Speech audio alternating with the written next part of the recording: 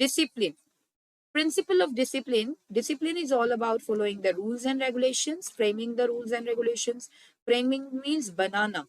हर organisation के बेटा rules and regulations कुछ ना कुछ जरूर होने चाहिए, तभी वो ऑर्गेनाइजेशन स्मूथली चल पाती है।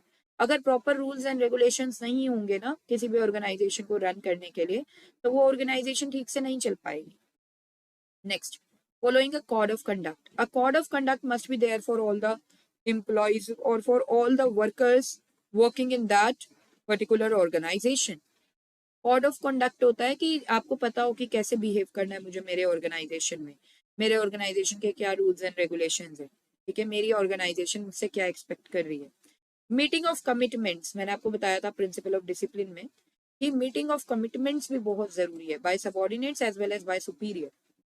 तो कोई भी कमिटमेंट आप कर रहे हो अपने वर्क प्लेस पे, वो आपको पूरी करनी चाहिए अगर आपको डिसिप्लिन में रहना है। और every employ wants to be in discipline, क्योंकि डिसिप्लिन ही नहीं होगा ना तो आप तो कंपनी आपके बारे में सोचेगी भी नहीं, है ना। तो डिसिप्लिन होना बहुत ज्यादा जरूरी है। तो अगर आपने कोई कमिटमेंट की है कंपनी को, लेट सपोज जैसे कोई एम्प्लॉय बोल देता है कि मुझे मंडे लीव दे दीजिए, मैं जो कमिंग संडे है तब मैं क्या कर दूंगा, मैं ओवर टाइम कर लूंगा। लेकिन कमिंग संडे आ गया, मंडे लीव तो मिल गई कंपनी की तरफ से, लेकिन कमिंग संडे आया, उस दिन कोई ओवर टाइम नहीं हुआ, तो आपने तो बेटा अपनी कमिटमेंट ही पूरी नहीं करी, है ना। तो सबऑर्डिनेट्स अगर कमिटमेंट पूरी नहीं करेंगे तो वो डिसिप्लिन को फॉलो नहीं कर रहे हैं। एंड सुपीरियर के लिए भी यही चीज एप्लीकेबल होती है। लेट सपोज सुपीरियर ने ये बोला था कि आप संडे को ओवर टाइम कर लो, ठीक है, और मंडे में आपको ऑफ दे दूंगा, ठीक है। और एम्प्लॉयज ने संडे को ओवर टाइम किया, बट मंडे को मैनेजर ने ऑफ नहीं दिया, तो यहाँ पे मैनेजर ने भी अपनी कमिटमेंट से हट गया, तो ये चीजें गलत हैं।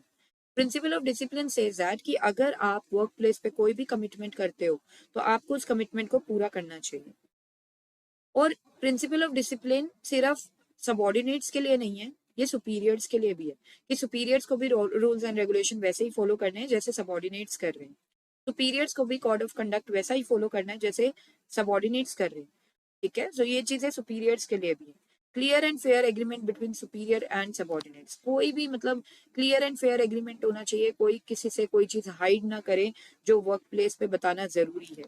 Judicious application of penalties, penalties वगैरह इम्पोज की जाए अगर कोई इम्प्लॉई या कोई सुपीरियर हो या सबऑर्डिनेट हो, कोई भी हो, वो किसी भी पोस्ट पर हो, अगर वो ऑर्गेनाइजेशन के रूल्स एंड रेगुलेशंस को फॉलो नहीं कर रहा है, मतलब वो प्रिंसिपल ऑफ डिसिप्लिन को फॉलो नहीं कर रहा है, तो पेनल्टीज वगैरह उसके ऊपर इम्पोज की जानी चाहिए जिससे कि वो प्रिंसिपल ऑफ डिसिप्लिन को फॉलो करने लगे।